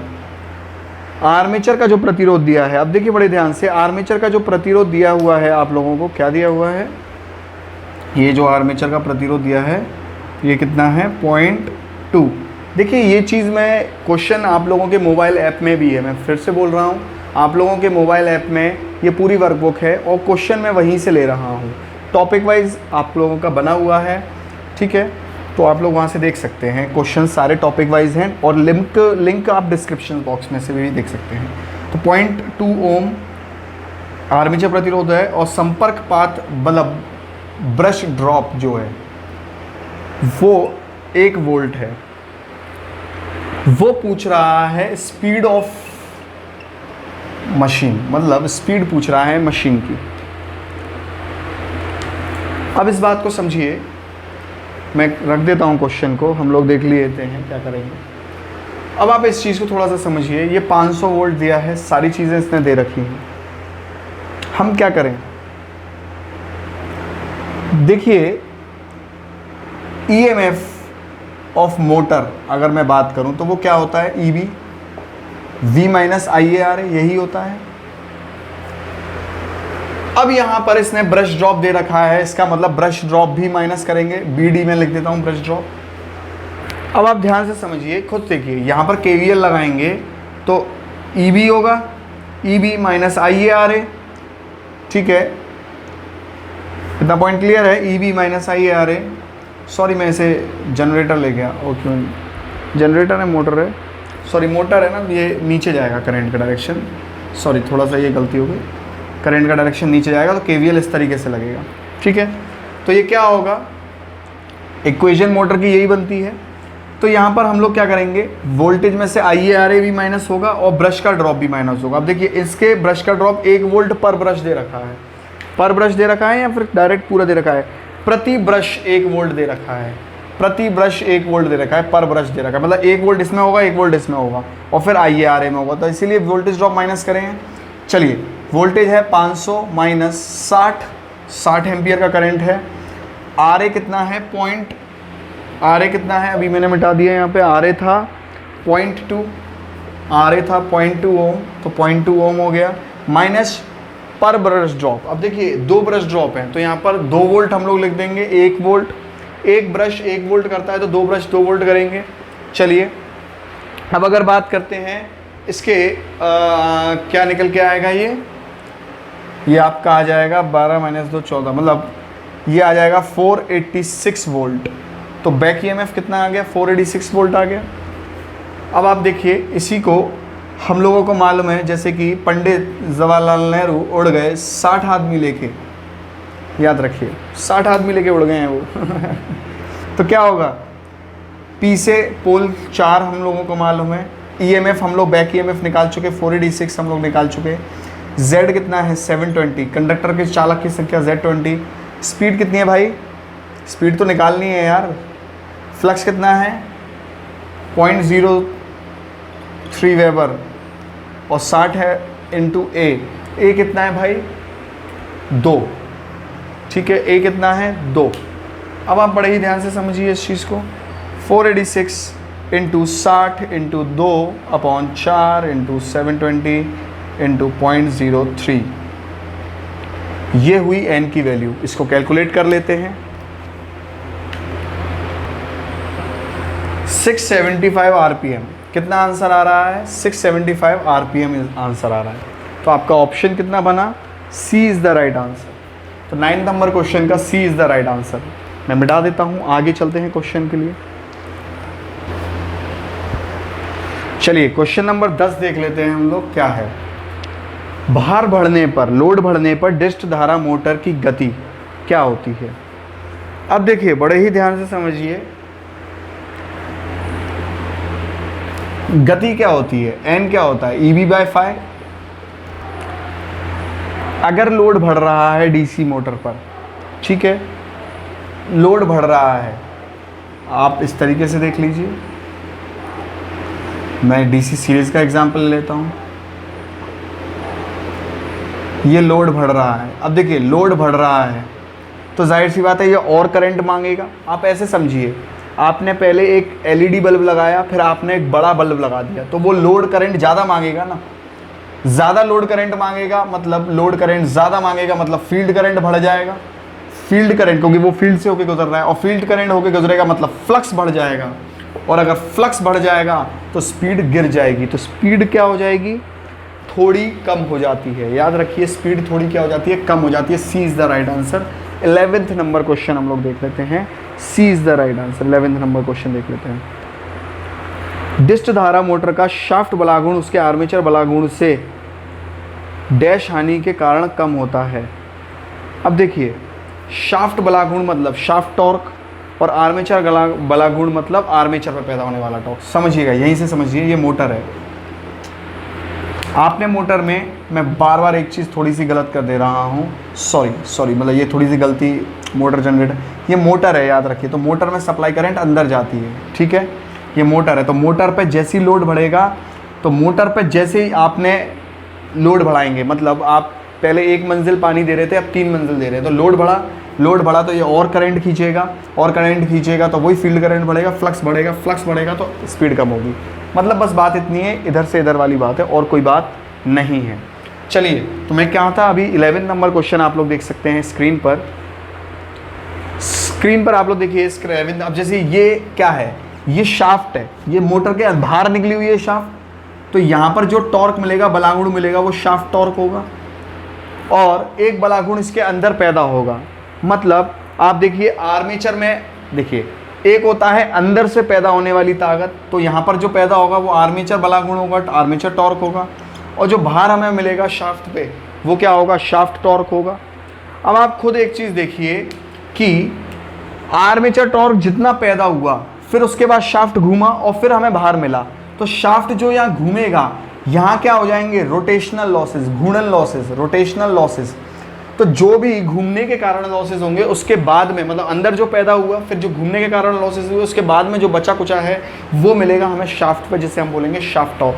तो आर्मेचर टॉर्क किससे कम हो जाता है, रोटेशनल लॉसेस से कम हो जाता है। Daily is the right answer.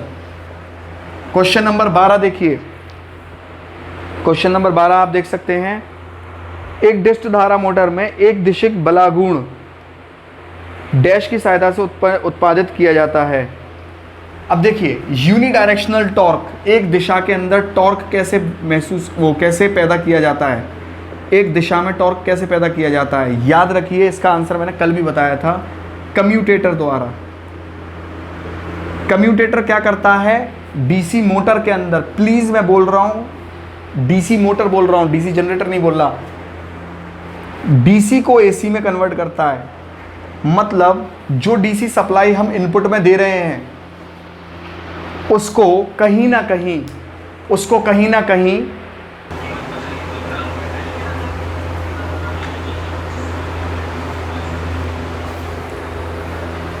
तो देखिए स्टूडेंट्स, मैं क्या बता रहा था कि डीसी को एसी में करता है डीसी मोटर। डीसी मोटर में कौन, कम्यूटेटर डीसी को एसी में करता है, जिससे क्या होता है हमारा यूनिडायरेक्शनल एक दिशीय टॉर्क पैदा होता है और जिससे मोटर एक दिशा में घूम पाती है। तो अगर आप इस सवाल को देखें, सवाल को आप लोग देख सकते हैं, तो वो पूछ रहा है एक दिशा बलागुण किसकी सहायता से पैदा किया जाता है। तो याद रखिए कम्यूटेटर इसका मेजर रोल है, और जाहिर सी बात है कम्यूटेटर से जुड़ा हुआ ब्रश होता है, तो वो ऑप्शन में उन्होंने ब्रश लिख दिया है, इन दोनों का कॉम्बिनेशन लिख दिया है। तो आंसर क्या बनेगा इस क्वेश्चन का, इस क्वेश्चन का आंसर बनेगा C is the right answer. Clear है इतना पॉइंट। चलते हैं डीसी सीरीज मोटर के क्वेश्चंस पे अब, बट उससे पहले एक सवाल और रह गया है, 13 नंबर क्वेश्चन है। देखिए 13 नंबर क्वेश्चन देख लीजिए, शंट जनरेटर के लिए बेस्ट यूज़ क्या है, सॉरी शंट मोटर के लिए बेस्ट यूज़ क्या है, शंट मोटर का बेस्ट यूज़ क्या है, मतलब कहाँ यूज़ होती है। तो 13 नंबर क्वेश्चन में देखिए, shunt motor reciprocating pump, centrifugal pump, इनमें इस्तेमाल होती है, और ए इज़ द राइट आंसर। ठीक है, ए इज़ द राइट आंसर। अब देखिए इन्होंने ऑप्शन में ए और सी दोनों दे रखा है, जिसमें कि कन्फ्यूजन हो सकता है। देखो लोकोमोटिव में, बॉम्बे ऑप्शन में सीरीज मोटर आएगा, दिल्ली में फ़ैन में इतना इस्तेमाल नहीं होता है, ये वो सिंगल फेज इंडक्शन मोटर होती है, बट रेसिप्रोकेटिंग और सेंट्रीफ्यूगल में प्रॉब्लम आएगी। तो याद रखिए कि रेसिप्रोकेटिंग को आप लोगों को प्रायोरिटी देनी है डीसी शंट मोटर में, अगर रेसिप्रोकेटिंग और सेंट्रीफ्यूगल में आंसर लगाना है तो। क्लियर है, ये मैं मिटा देता हूँ। डीसी शंट मोटर के आपके सारे एमसीक्यूज हो चुके हैं।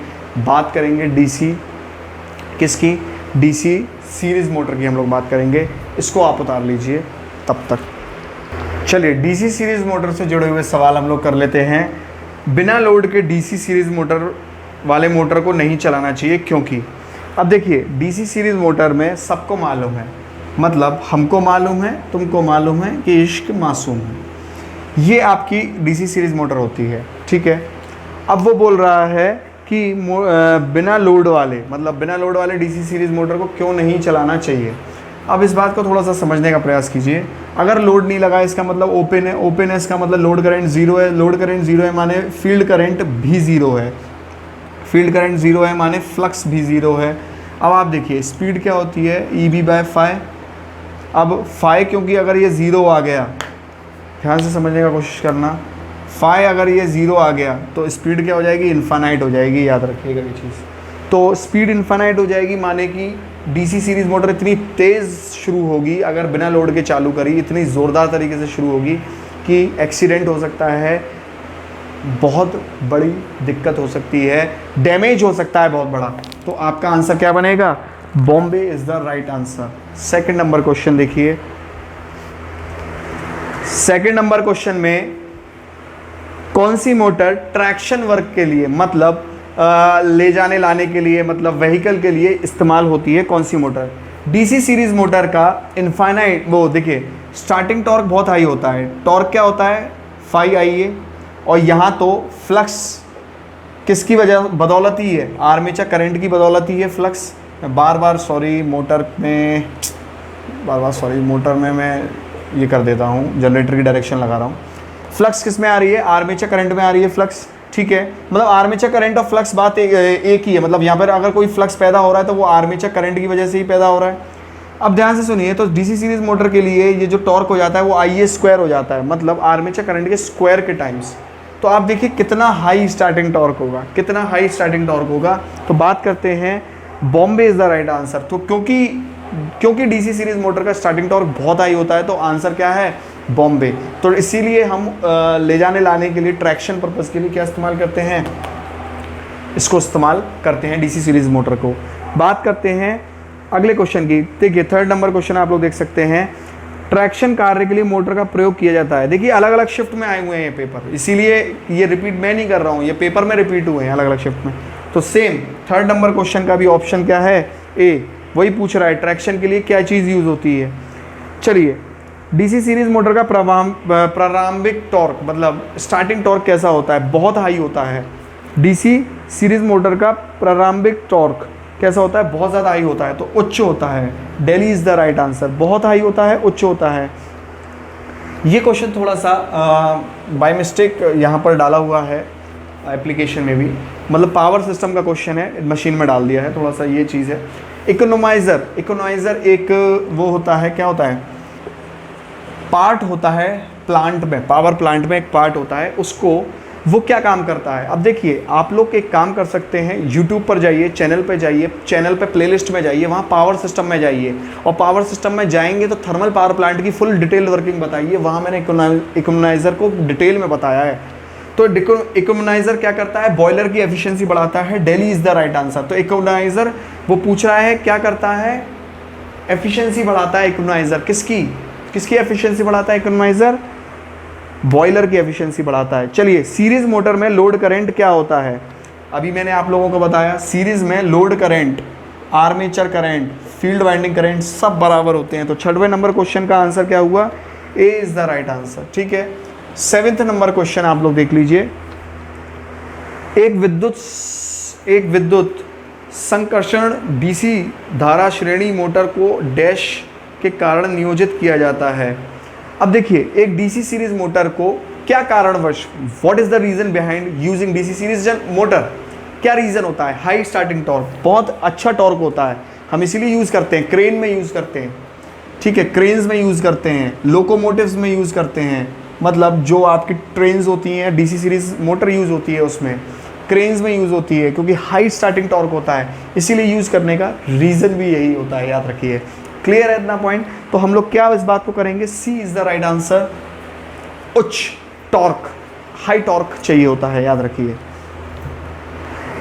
8 नंबर क्वेश्चन देखिए, डिस्ट धारा श्रेणी मोटर का टॉर्क और आर्मेचर ग्राफ, बहुत बढ़िया क्वेश्चन है, बहुत अच्छा क्वेश्चन। अब देखिए टॉर्क और आर्मेचर रिलेशनशिप आपको समझ में आ गई।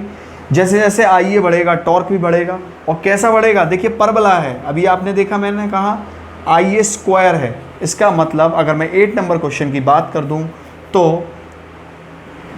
आर्मेचर करंट 0 तो टॉर्क भी 0, और बढ़ रहा कैसे है, परबला तौर पे।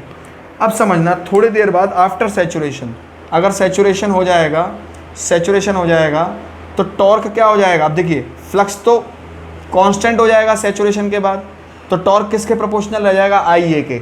अब कैसा है, रेखीय है, यहाँ कैसा था, परवलीय, इसका मतलब लोड बढ़ने के बाद ऐसा हो जाएगा, ठीक है। तो यहाँ पर रिलेशन रहेगा वो स्क्वायर टाइम्स रहेगा, और यहाँ रिलेशन रहेगा वो रेखीय रहेगा, याद रखिए इस चीज़ को। तो ए इज़ द राइट आंसर। पूर्ण भार तक तो मतलब फुल लोड तक, ये फुल लोड के बाद है, पूरे लोड तक तो खूब परवलय भरेगा, और फिर उसके बाद में सैचुरेशन के बाद में सीधी रेखा मतलब लीनियर बढ़ेगा। ये बहुत इंपॉर्टेंट क्वेश्चन है, बहुत इंपॉर्टेंट बात है ये। चलिए अब इससे जुड़े हुए हम लोग क्वेश्चन करेंगे, कौन से, एफिशिएंसी और लॉसेस को लेके क्वेश्चन करेंगे, मोटर को लेके, ठीक है।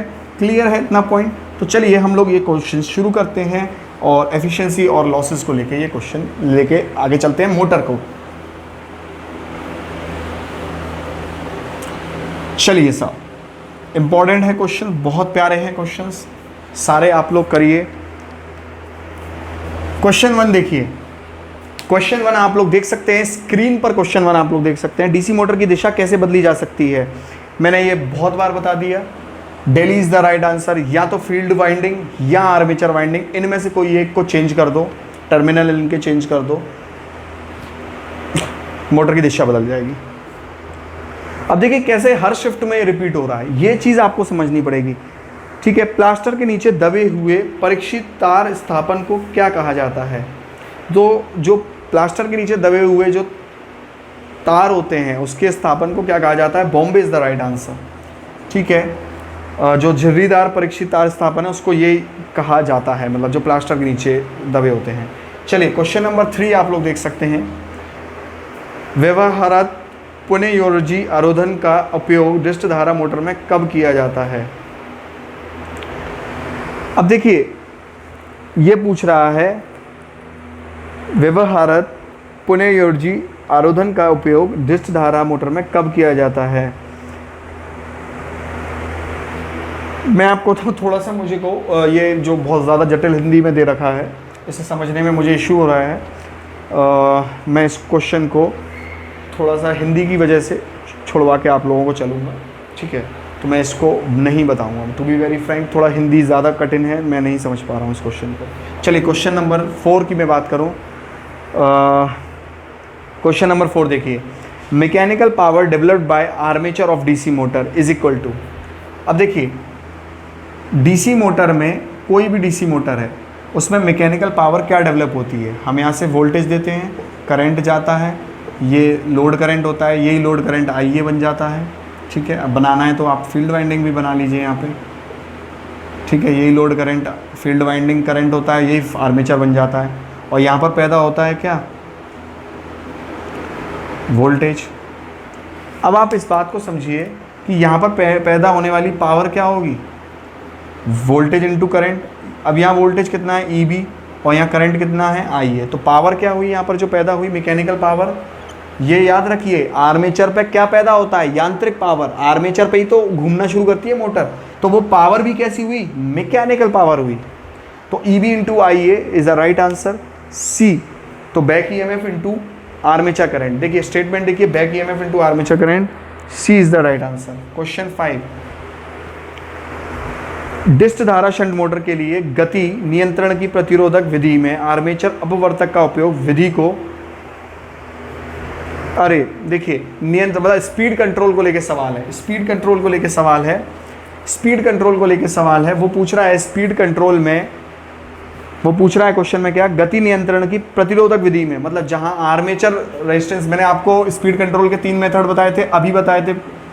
ठीक है, तो जो आर्मेचर रेजिस्टेंस कंट्रोल मेथड है, आर्मेचर रेजिस्टेंस कंट्रोल मेथड है, वो पूछ रहा है कि आर्मेचर रेजिस्टेंस कंट्रोल मेथड में जो आर्मेचर का ही मतलब इस मेथड को क्यों यूज़ किया जाता है, मतलब कब यूज़ किया जाता है, कब यूज़ करना अच्छा रहता है, या फिर क्या खास बात है इस मेथड को जो यूज़ किया जा रहा है। देखो जो इसका नुकसान वाली बात है वो तो ये है कि इस मेथड में लॉस बहुत अधिक होते हैं, पर ये मेथड तब यूज़ किया जाता है जब लोड बहुत ज़्यादा अचानक बढ़ रहा घट रहा हो, काफ़ी तेज़। देखिए मतलब तेज़ी से लोड बदलने के लिए। अब रीज़न है इसके पीछे क्यों। मान लीजिए ये है आपकी डीसी शंट जनरेटर है, वो मोटर है सॉरी, ठीक है। अब आप देखिए आर्मेचर में करंट की दिशा, मतलब करंट की जो वो होगी वैल्यू होगी, उसको कम ज़्यादा करने में टाइम ज़्यादा नहीं लगता, पर फ्लक्स को कम ज़्यादा करने में टाइम ज़्यादा लगेगा, क्योंकि फ्लक्स क्या है, पैदा होता है फ्लक्स। तो इसके कंपैरिजन में फ्लक्स जो है लेट ही पैदा होगा। मतलब आर्मेचर, अगर मान लीजिए आर्मेचर करंट को 2 एम्पियर से 1 एम्पियर होना है तो वो कुछ समय नहीं लेता, पर इस फ्लक्स को 1 वेबर से 3 वेबर होना है, या 3 वेबर से 1 वेबर होना है, तो वो टाइम लेगा। तो याद रखिए इसको कब यूज़, मतलब इस मेथड को यूज़ करने का हमारा एक जो बेनिफिट होता है वो क्या होता है, जब लोड में काफ़ी चेंजेस होते हैं, लोड में काफ़ी चेंजेस होते हैं तब हम ये मेथड यूज़ करते हैं, याद रखिए। मतलब तेज़ी से बदलते भार के लिए उपयुक्त। तो गति नियंत्रण, जब बहुत ज़्यादा लोड चेंज हो रहा हो तो गति नियंत्रण के लिए आर्मेचर करंट तेज़ी से बदलता है, मतलब कम ज़्यादा हो सकता है। तो याद रखिए C is the right answer. चलिए C is the right answer. Question number 6 हम लोग देख लेते हैं। डिस्ट धारा मोटर का विरोधी विद्युत वाहक बल, ठीक है, बहुत प्यारा। मतलब वो बोल रहा है ये जो बैक ईएमएफ है, विरोधी वाहक बल माने बैक ईएमएफ जो विरोध करता है, तो जाहिर सी बात है बैक ईएमएफ विरोध करता है, पर ये किसके लिए इंपॉर्टेंट बनता है। अब आप खुद देखो, अगर ये बैक ईएमएफ ना होता, तुम ना होते तो चाहत ना होती, चाहत ना होती तो हम ना होते हैं। एक गाना नहीं था यार, तुम ना होते तो चाहत ना होती। अब आप देखिए मैकेनिकल पावर, यहाँ पर यांत्रिक शक्ति बन रही है, वो बन इसलिए रही है क्योंकि EB इंटू IA है। अगर ये बैक ईएमएफ ना होता, मतलब बैक ईएमएफ को 0 डाल दो, तो यांत्रिक पावर जो शक्ति है पैदा होने वाली वो भी क्या हो गई, 0 हो गई। इसका मतलब ये है कि जो तुम यहाँ इलेक्ट्रिकल एनर्जी दे रहे हो और यहाँ मैकेनिकल पा रहे हो, वो पा तुम इसीलिए रहे हो, जो ऊर्जा का रूपांतरण है, एनर्जी का ट्रांसफॉर्मेशन हो रहा है एक रूप से दूसरे रूप में, इलेक्ट्रिकल से मैकेनिकल में, वो हो ही इसलिए पा रहा है क्योंकि बैक ईएमएफ वहां पर है। और बैक ईएमएफ की वैल्यू अगर जीरो होती तो ये पावर भी जीरो हो जाती। ईबी को जीरो डाल के देखो, ये पूरी की पूरी पावर जीरो हो जाएगी। इसका मतलब ऊर्जा रूपांतरण में काम आता है। C is the right answer. Question number 7 देखिए, डैम्पर वाइंडिंग को लेके है। डैम्पर वाइंडिंग हंटिंग को बचाती है। हंटिंग क्या होती है? एकदम से जब लोड चेंज होता है, अल्टरनेटर का क्वेश्चन यहाँ आ गया है, तो डैम्पर वाइंडिंग क्या करती है, मैं थोड़ा सा डिस्कस कर देता हूँ क्योंकि क्वेश्चन इंपॉर्टेंट है। डैम्पर वाइंडिंग क्या करती है? हंटिंग से बचाती है। हंटिंग से हंटिंग से बचाती है। किसे? अल्टरनेटर को हंटिंग से बचाती है। किसे? मुझे नहीं, तुम्हें नहीं, अल्टरनेटर को बचाती है। याद रखिए, हंटिंग क्या होती है? रोटर का जो कंपन है, जब लोड चेंज होता है जनरेटर के अंदर, अल्टरनेटर के अंदर, जनरेटर माने अल्टरनेटर वो आती की है, तो जब भी रोटर डगमगाता है, ऑसिलेट करता है लोड के बदलने पे, उसे हंटिंग कहते हैं।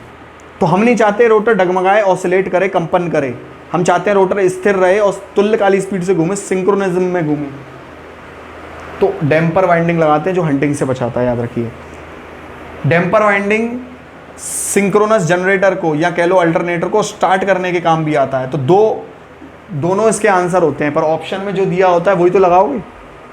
तो याद रखिए, रिड्यूस द हंटिंग इफेक्ट। तो daily is the right answer 7th का। बात करते हैं 8th नंबर क्वेश्चन। बिजली के झटके से मतलब जो त्वचा जल जाए, स्किन जल जाए, वो करंट क्या होना चाहिए? तो याद रखिए, उसका 200 मिली एम्पियर करंट होता है, इतने पे स्किन जल जाती है। क्लियर है इतना पॉइंट? ये चीज़ आप लोग लिख लीजिए, नोट डाउन कर दीजिए। स्किन जलने के लिए 200 मिली एम्पियर करंट काफ़ी होता है। तो daily is the right answer.